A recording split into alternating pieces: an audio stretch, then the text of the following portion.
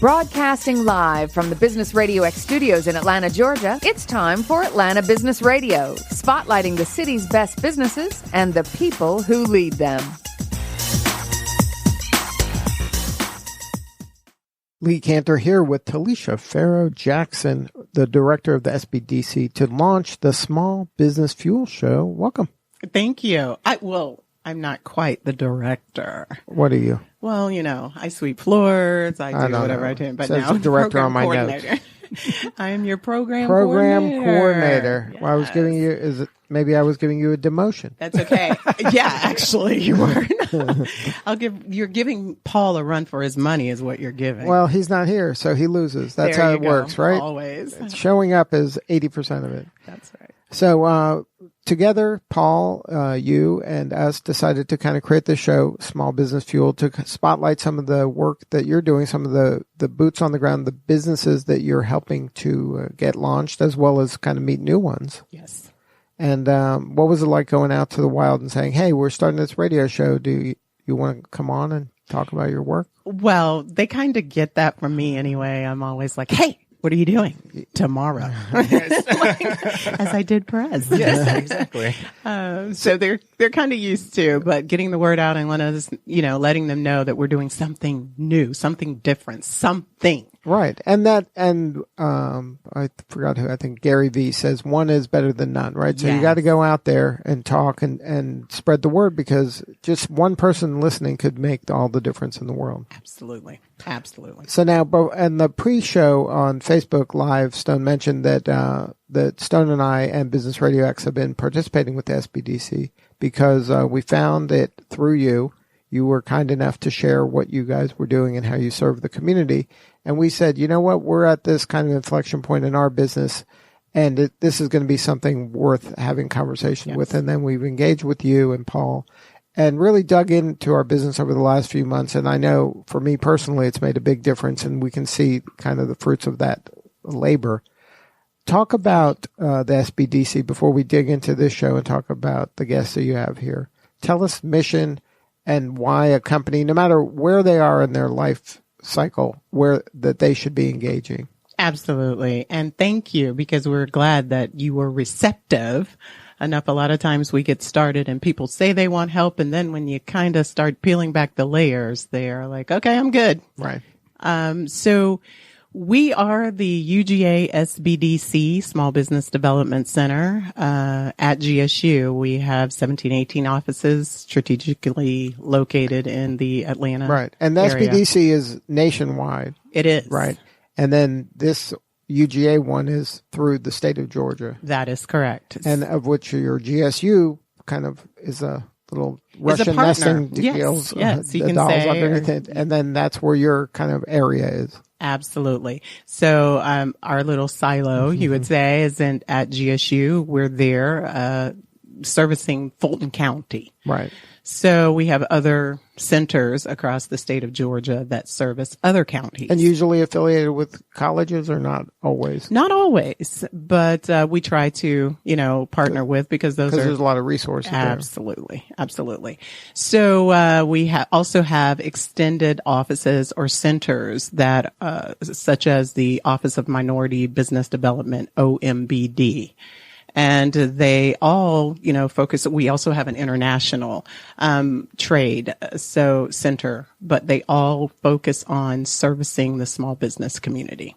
And then how did you get into this line of work? Oh, so I was actually in corporate America for a while as a branch manager and an underwriter. And from that, I started teaching. And from teaching, every summer, whether anyone knows it or not, teachers kind of go through this self-realization of themselves or self-assessments. And so I had this epiphany. I'm like, oh, I want to do something more. And not to say that teaching is not enough, because it is so much and more. But I just kind of went on. I wanted to get more into curriculum design or programming and curriculum. And so with that, I came across the position with Georgia State University. And being on a university campus and now within the School of Business, the J. Mac Robinson School of Business, I'm able to put forth those skills as well as learn skills by going to grad school, which I will be attending grad school. Oh, congratulations. Working on that. And it allows me to develop those skills. And then with the SBDC, I was hired as their program coordinator to monitor and help manage their continuing education. And then program director, you're coming up with the programs that the entrepreneurs are going to go through? Yes, me as leading that team with my team, the consultants, the area director, as well as, the SBDC as a whole, to just figure out what's important to our clients and what are their needs. And the client is the entrepreneur. That is correct. Right. That small business community, finding out what they need, those entrepreneurs, where are they lacking, what are they lacking, or, wanting more of. And so from that, we're able to develop programs and offer assistance in the best way that we know how. And then part of the services of the SBDC are these kind of programs that might be group programs or open to lots of people at one time participating. But some of the services are very personal and specific to individual businesses, right? So it runs the gamut. It doesn't have to be kind of just, go into an auditorium with 200 other people, right? It could be one-on-one, really kind of immersive. Absolutely. So you have the continuing education side of it, in a sense, that we can offer as a whole, and report those to the SBA so that they get ideas, and that's where your statistics come from, some of those. And then the other side of that one-on-one comes as consultation. And in that consultation, you're able to have that one-on-one and reference and provide resources. Through the continuing education, we can offer classes as a whole to the entire community, or even for just a specific company. If you're looking to just do, research and training or training within your company, and you would like us to come in and do that, we can also offer that as a service to you as well. And then these services for the entrepreneur are low cost, sometimes no cost. And that's what is surprising, I think, to a lot of business people, that they're out there battling every day and they don't realize there's these resources at the ready to help them. Correct. And a lot of times people kind of feel like, okay, this is my business, this is my problem, and that they take it upon themselves, and then they don't know where to turn. And this is a great resource, and this is one of those things where you're paying for this because this is a government program that you're paying through your tax dollars. Yes. So to not take advantage of it as a business person is silly. Absolutely.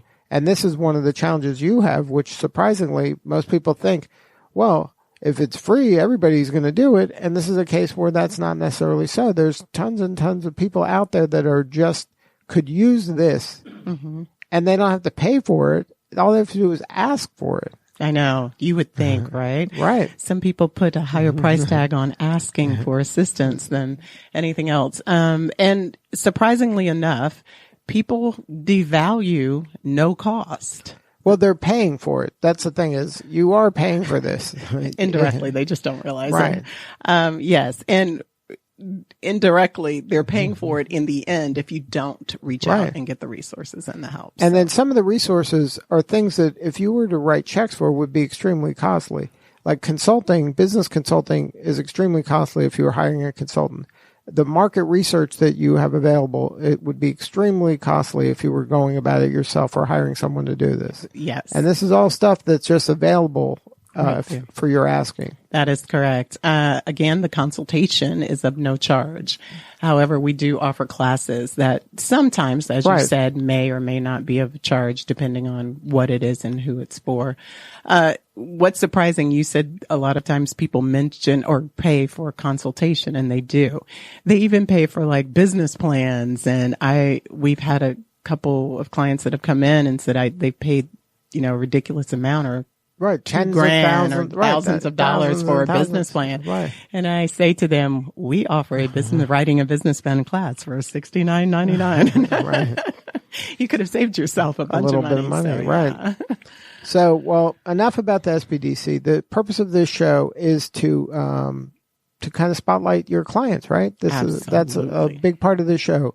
So, tell us who you brought today. Woohoo! In the house. So we have Perez Roberson from Heavenly Cakes. And I say from Heavenly Cakes, meaning the birth from Heavenly Cakes, because that's what's come. And he's one of our clients, has been with us, and just has so much energy, very articulate, delicious foods. I'm sitting here right now just waiting until the show is over so that I can dive into the tastes that he's brought with us today. But this is Perez Robertson. Well, welcome.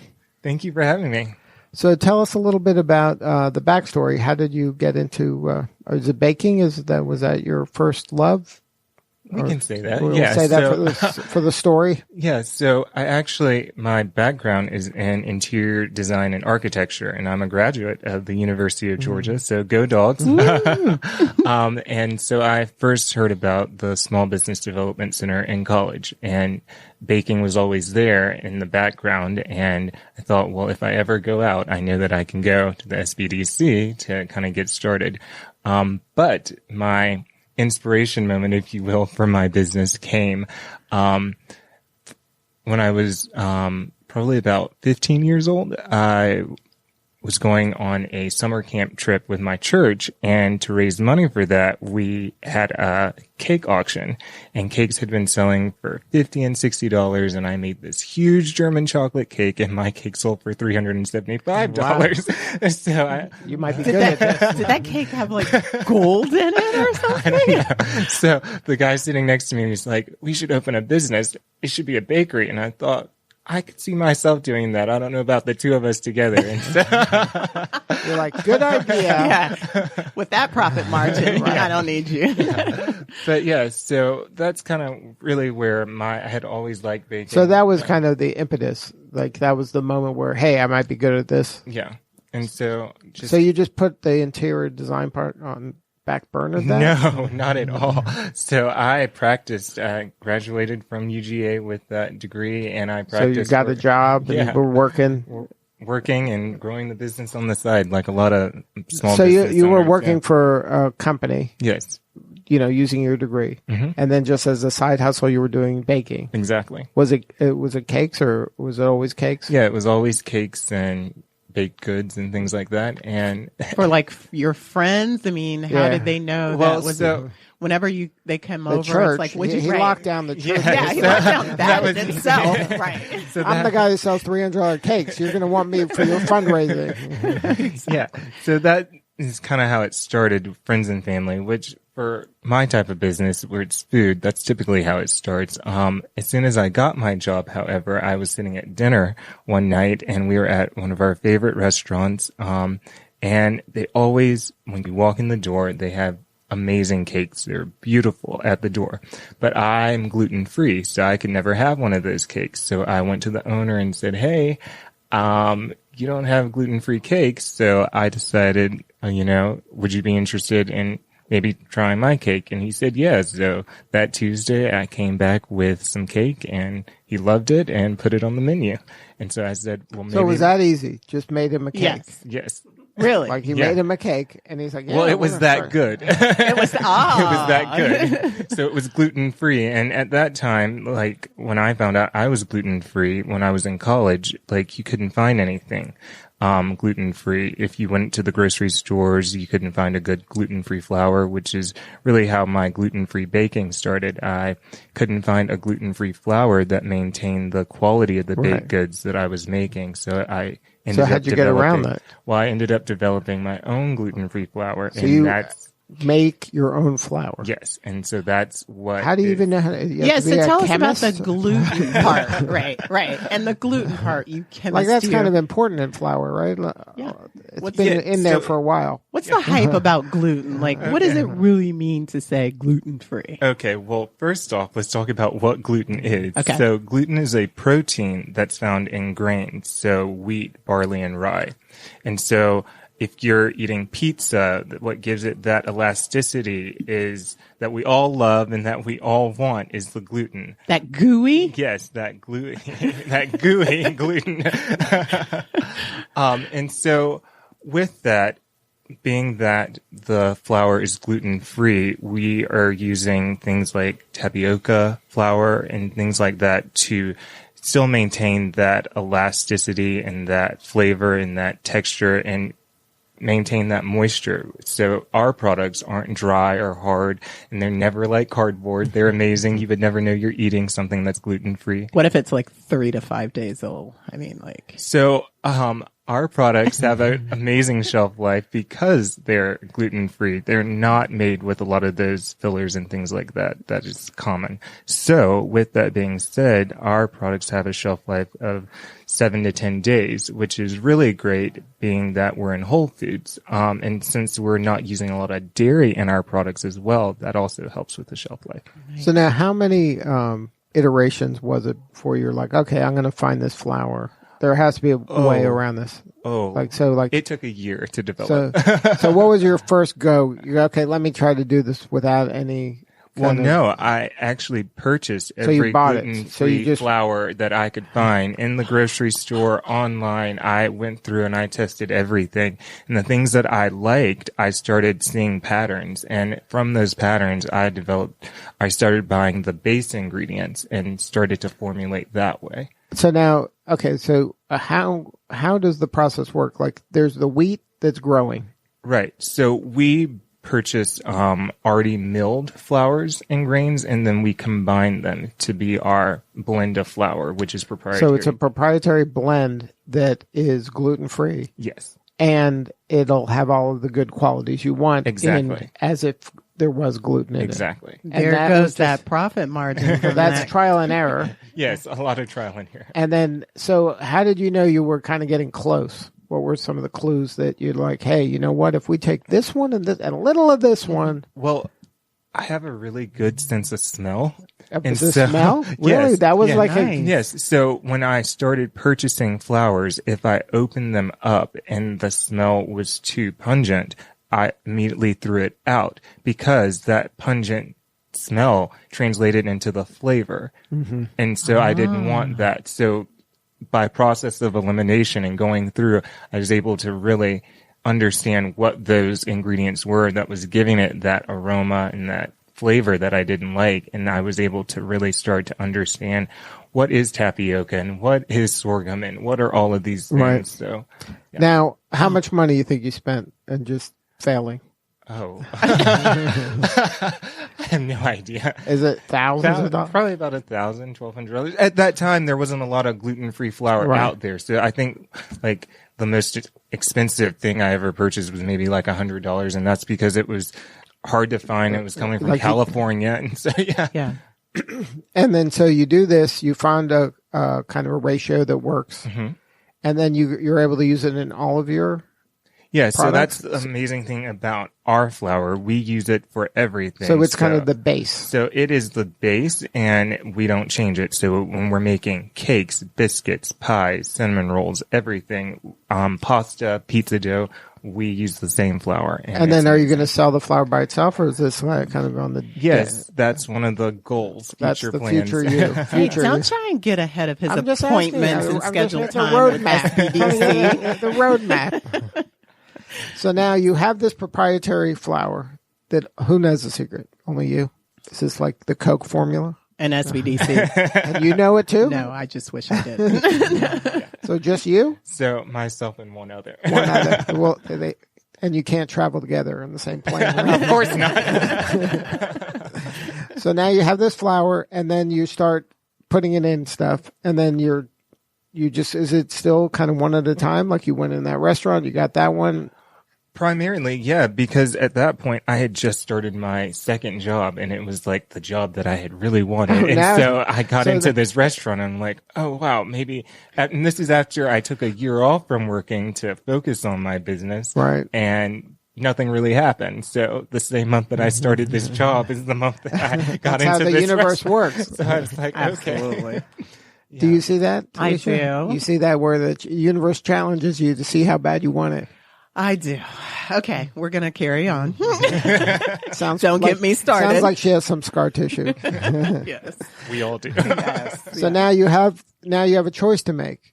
right? Well, not really. I still needed a paycheck. The money. So this was an easy choice, but now you're getting positive signs. Yes, so that you're was onto really something. it. So that's that was important. it, yeah. So what happened to the interior design? It He just kept doing it. Well, yeah. So I practiced for 2.5, almost 3 years, and in the behind the scenes. So I had an hour commute to work. I got there an hour early so that I could work on growing the business. And the goal for me, I had grown up seeing so many bakeries open and close. Yes. And so with that, I had the fear that if I just opened a bakery, it maybe wouldn't be successful because they relied heavily on the foot traffic. So location was really important. And then when I started having to bake gluten-free, that threw a whole nother monkey wrench into it, with the fact that there's such a stigma against gluten-free products. So I decided that the best thing for me to do to have a business that would actually be able to make it and be competitive is to focus on the wholesale side of things. And that's what I did. So that meant I was looking at restaurants and that sort of thing. Restaurants and markets and things like Exactly. that. So now this was a strategic choice. Yes. Right? So then you kind of played out the pros and cons of, okay, I have my own bakery and it's my bakery and I got to get people to show up here, and that has its own challenges, exactly. right? Editing gluten-free. Gluten-free. Yes. And then, so now this other way has its own challenges because you don't have a bakery. So now you got to have to get there. Like, who are you? Exactly. Like, why should I trust your thing? And they trust you because they taste it. Yes. So that's and there's no shortcut around that. Yeah. So taste is key. So taste is key. How do you get in front of people so that they can taste right your product? At scale? Yeah. So at that point, I was trying to get into hotels, restaurants, people that would need my product on a weekly basis. And so it meant calling them, I worked full time, and didn't want. So where was that guy at the beginning? Now you need him to go and knock on some doors. No, it was all me. That was you did the whole thing. So yeah. So you're making the cake. And then you're calling them up and go, hey, I got this cake. Well, no, I wouldn't make the cake unless I had an appointment. But you would make them a whole cake? Well, that was the way it worked? Depending on what it is. So, if you're going in front of a restaurant, they typically have an idea of what they want for their desserts. And sometimes it would be something that wasn't baked. So it may be a panna cotta or something like that, which isn't baked. So they really had, I had to listen to them to see what they wanted. But so walk me through that conversation. You call up a restaurant. Yeah. And you're like, hey, it's Perez. I got some gluten-free stuff. You might be interested. No, not at all. So you definitely would. I had to speak with the executive chefs or the sous chefs of these restaurants. Who's the executive chef? That's Mary. Yes. How do you get to Mary? So I would ask to speak with Mary. And she takes your call? And she would take my call. So the key is I learned that I would have to, this is why I got to work so early. I had to go to my car and I had to sit in the back seat and I had to call them between the hours of 9 and 11 because a chef is only available primarily during those hours because they're opening the restaurant and then they have lunch service getting in and then they're leaving, trying to get their life taken care of after lunch when they close. So it was really important to connect with them in those key moments. And if I could catch them, that was great. Now, it wasn't easy to catch them, but, But tenacity. They were open to hear somebody else, even though they're the chef, and shouldn't they be inventing this? Gluten-free is such a need. It's a specialized thing. Exactly. So that's always been the way that I could kind of slide my foot in the door because 9 times out of 10, they don't have money. a gluten-free option, and this gives them one. Exactly. And then, so what you're saying is, I know you make your own stuff, but here, just have this on the side. This is another thing in the menu. Well, sometimes it was like that, and other times I would be offered, after we did a tasting, I would be offered the entire dessert menu for the restaurant. So I was manufacturing the entire thing. With gluten in it. No, you only do gluten-free. Yeah, so we're exclusively gluten-free. Okay. So you would remake their desserts, but with gluten-free? No, so by having the entire dessert menu, I would basically be coming, and as they were revamping their menus for the spring and fall, we would be incorporating yours desserts, and so we would do a tasting with them for the spring desserts, and they would make their selections, and it was we would co-do it together, but I had the freedom and the flexibility to develop those desserts on my own, and so that was fun. And Is there a special dessert that or is there a dessert that you specialize in? Your signature? Your signature dessert? Other than that German chocolate, that $300 Yeah, chocolate cake. One of the best sellers is this birthday cheesecake, and it's amazing how well it sells. It was first on the menu at the W Midtown a couple years ago, and they just keep coming back to it. And it's literally just we make all of our graham crackers in-house, so we have so many different types gluten-free graham crackers because we have so many different flavors of cheesecake, and that's why our products are so gourmet. We get right down to everything, and we customize it. So what's a birthday cheesecake? So a birthday cheesecake is a layer of graham cracker crust, and then there's a layer of cheesecake with lots of sprinkles. And then there's a layer of birthday cake with sprinkles, and then another layer of cheesecake on top. I'm sorry. Where has this been? Really? So you can get You invented this? Well, I don't know that I invented it, but they just He made it gluten-free. So now, okay, so once you start doing this, and does the word start getting out? Like, oh, if you need gluten-free, call Perez. In a way, you still have to really work at it. Right, but don't they talk, the chefs? They do, but I mean, in a sense they do, but primarily it would be if a chef were to leave, they would take you with you. And so you've seen that happen? Yes, I've seen that happen. Now, what about, do you have to make it like, okay, I'm at ABC restaurant, I don't want the same cake that's at DEF restaurant. Do you have to make me a special one that's just mine, or is it just kind of they have some generic cakes that, like German chocolate cake, everybody has a German chocolate cake? Well, for instance, not your example was a restaurant, but Whole Foods, when they opened their 500th store here in Atlanta, it was their store in Midtown, and with that grand opening, Whole Foods has big push for local suppliers and local products. Right. And with that, we partnered with them and did an exclusive flavor. Now, it was exclusive to them for the first 3 months, a part of their big launch for this new store, and it was the peaches and cream. Now that's available to everyone. So you gave they asked for exclusivity, and you kind of negotiated a period of time. Exactly. And so typically, things aren't going to be on the menu forever. So if it is an exclusive item at a restaurant per se, then it's exclusive while they have it on the menu, and then it's back in the pool and anyone can have it. Understood. Yeah. So now, if somebody wants one of your cakes, like, does it say Heavenly Cakes, or is it something that is just kind of private labeled as part of that restaurant? No, or hotel? It is all Heavenly Cakes. So that's part of what you negotiate, though. Yes, at times they did ask, and I was very adamant about keeping our label and keeping our branding. I thought that was really important to have. So was anybody advising you on this, or this was your own gut feeling? No, this was me. At this point, I hadn't really gone to the SBDC yet because I didn't have that in my back pocket. But it was all me. So you made a lot of good choices when you look back. Yes, right. Some bad ones too, but Well, that's the beauty of business. All you have to do is make one more good one than bad, and you're still hanging around. Now, what was the impetus to get involved with the SBDC? So the opportunity. So I've always thought, at some point I do want to have a brick and mortar. I think that that's a big part of the business that still needs development, and getting the word out there, because there's so many people that suffer with gluten-free sensitivities and celiac disease and irritable bowel syndrome and all of those things. And I think having a brick and mortar would more easily connect to those people and get them through the door.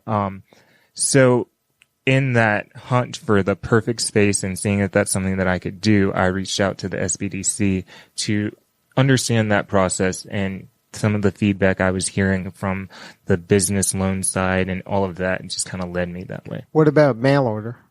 So we do mail. Yeah. So, coming from the interior design world, I started doing a lot of branded cookies with company logos and products and things like that. And so we ship those products and those cookies all over the U.S. to different reps and clients who are in the carpet industry, the tile industry. Is that strategy still wholesaling that, or are you going straight to consumer for the online? So if you go to heavenlycakesbakery.com, you can see a full menu of all of the products that we have. And then we have a store section, and we tailor that store to seasonal products. So right now, if you go to the store, you're seeing a lot of the holiday cakes and pies and things like that. And you have the option of ordering for delivery to your home or wherever you're located, or you can choose the option to pick up in store or in our kitchen. So, so I, as an individual, can go directly to you and get the stuff. I don't have to go to one of these restaurants. Exactly. So you can come straight to Heavenly Cakes, our kitchen. Everything's made to order, so you have to order ahead. It's not just stocked, but yeah, you can come Now, pick do you up. do vegan as well, or it's strictly gluten-free? Yes, so we are vegan, gluten-free, dairy-free, egg-free, Everything? whatever you think, Oh, whatever it's you flexible. need. It's okay, flexible, so some whatever- things aren't vegan. Exactly. So But some whatever things you are. need. Yeah. Wow, what'd you think of that? I love it. Have you had his stuff yet? No. I know you're eyeing it pretty hard. I have not had his delectables just yet. So now, for you, are you still doing interior design, or is that? No. So after kind of about fully- 3 years, I left that position and I went whole. But you need to stay in contact with them and send them those cookies. So Yes. So They still buy from you? yeah, they do. So, there you go. They're still paying him. Yeah. It still works. It's working out. So now, what's been the funnest part of this adventure for you? The funnest part for me is when I look back on my job as an interior designer. As much as I kind of miss being creative, I get that creativity Right. in what I'm doing. And I don't know that my firm necessarily misses me. They filled my seat twice now. So, Oh, wow. But I feel like I would be missed if I stopped doing this or if Heavenly Cakes went away because of the emails that I get from moms and dads and people who, haven't had a biscuit in 5 years and now they can have a biscuit or a cinnamon roll. And so that's the, Do you remember the first time you got a note like that? oh yeah, of course. So what was that? Someone had tried Heavenly Cakes in the grocery store, and Whole Foods, and they sent me an email and wanted me to make a birthday cake for them. And that was amazing. So that was the first time kind of Yeah. a random person just, hey, can you do this? Yeah. And So now- Perez, I have a question. Gluten-free and organic, a lot of times it raises cost, to the consumer, and we're paying more for, to have that healthier choice. Yes. How do you combat that, or what is your defense for that, or do you do that? Is it made up in your cost, or is it that much of an increase in cost? It is, so being gluten-free, I suffer with it too.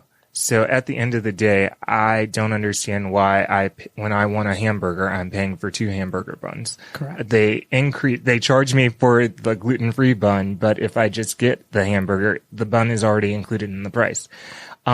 I don't know why it's like that. At Heavenly Cakes, we try to keep our pricing as low as we possibly can, but we pay a lot of attention to the quality of the goods that we're putting in. So yeah, we could buy cheaper eggs, but you're consuming that. So at the end of the day, our products are more expensive, but I stand behind the quality of our products, and I would put them up against any other bakery in time, and I would say that our products are better. Right. I don't think you have anything to apologize. It is what Absolutely it is. not. You should, and you don't want to be the low price person in town. No, you're working for free, and that's Right. never a good thing. Because Exactly. they are heavenly. They are heavenly. So now, how'd you come up with the name? Oh, well, He was on a church trip. It's where it started. when I eat something and I eat cake, you want it to be a really memorable something. And so I thought if it's Heavenly Cakes, then that's something that, well, first of all, I thought it was so original, and then I tried to incorporate it, and I saw that it wasn't. So it was Heavenly Cakes by Farrow. So that by Farrow is kind of important part of that. for the legal side of you things. go. But Well, it was good enough for ham, right? Yeah. The heavenly ham. Heavenly ham. So it's got to be good for cake. Absolutely. yeah. So now, we talked a little bit about kind of some of your future plans, but how do you see this ending? How does the story end? How does the story end? Well, that's interesting because right now Heavenly Cakes is in a really interesting moment, honestly, because we're starting to work with distributors for our products. And so that's been a really big move. And so what that means is we're really embracing the wholesale side of things. So we're sending out a lot more product and it's going a lot more places. And so that's really exciting. So what do you want though the most? What do you see? What's on your vision board? Like Cake Boss? Yes. You're on the show. Exactly. that would be really interesting. But I think, opening a retail location in a really interesting, really dynamic space would be kind of one of those big pivotal things. And I think down the road, really expanding, on my vision board, Heavenly Cakes is we're the best gluten-free.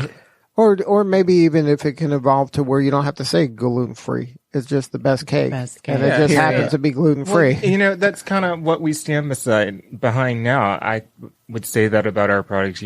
People don't just eat Heavenly Cakes because they have to. It's what they want to eat. Right. And that's what's really exciting. So when you've done that, then you've done everything. Now, okay. So now, for any advice for that small business person who has a dream, they're working at a job. Maybe they like their job, but then they have this kind of itch. Yeah, for sure. Because did you go? I'm sorry, did I miss that? Did you go to any type baking school at all? I never heard you mention that at all. I was just asked to make a cake. For right. A I'm like, no decorating class. Yes, so I actually started decorating with the Wilton method of cake decorating. So at Michael's, Wilton, is that a thing? So at Michael's, if you go to a Michael's store, like all across America, they have cake decorating classes. And so my mom likes to say I went to her and I said, I want to make all the holiday cakes. And she kind of was like, oh God, no. So they didn't have an idea that you could do what you baked, but not. But I wasn't baking like at this level, not then. So it was something that developed. There was always a passion there. But then as I got in the kitchen and I started exploring, and then after I did the cake decorating classes at Michael's, I ended up getting an internship in a bakery. So 3 days a week after school, I went to that. So that's like high school? Yeah, so that was in high school. And instead of getting a job, I went and did that. Well, that was a job. That was. And then, so you were learning kind of the trade and seeing what it was like there. Exactly. But you were always aiming at interior design. Well, at that point, I always knew I wanted to own my own business. I didn't know what that business would be. And so as this passion for cakes and cooking kind of developed, it just kind of came full circle. And so that's something else. I love being in the kitchen. I'm just as good as a chef as I am a baker, which is really crazy because sometimes the creative side of cooking isn't the creativity that you get baking in is like chemistry. Like you can't kind of clearly like creating his own flour. Right, but that's like you have to be precise. Yes. Like where cooking you can kind of a dash of this. Right. Like an eyeball some stuff. An eyeball of that. Once you get the basics down, you do have some flexibility in baking. And so, especially going and understanding vegan, when you start taking eggs and butter and subtracting things out, you really are able to see the necessities that you need to have a really good Right, they're there for good. a reason. Yeah. So you got to replace it with something else that serves a similar purpose. Not exactly. You would think that you do, but you don't.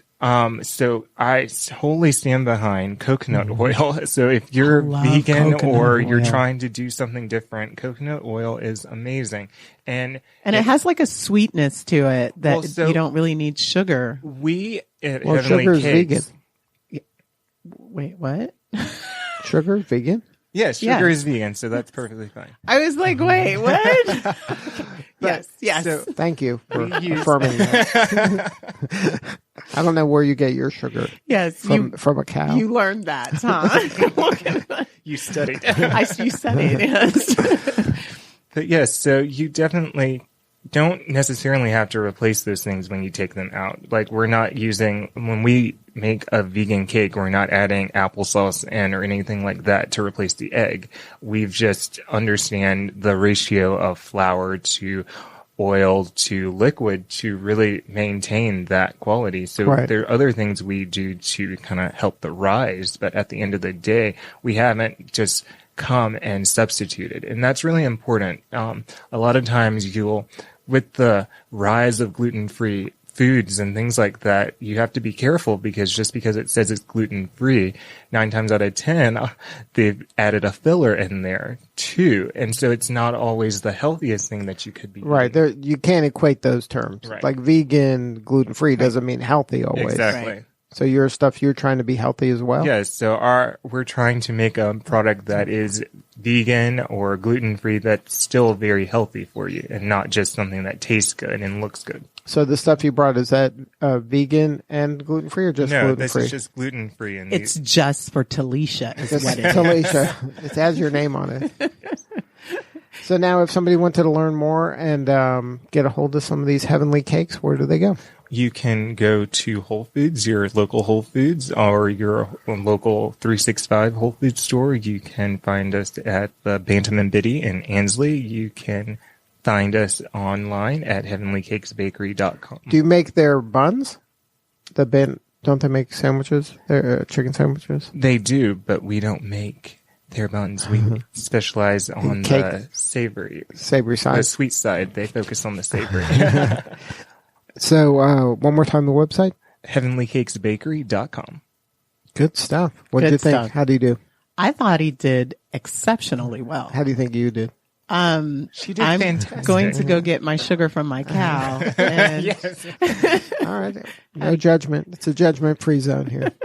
Thank you. Well, thank you, Perez, for sharing your story. Yeah, thanks so much for having me, guys. And thank you, Telisha, for making this happen. Thanks for making it easy. All right. This is Lee Cantor for Telisha Farrow Jackson. We will see you all next time on Small Business Fuel.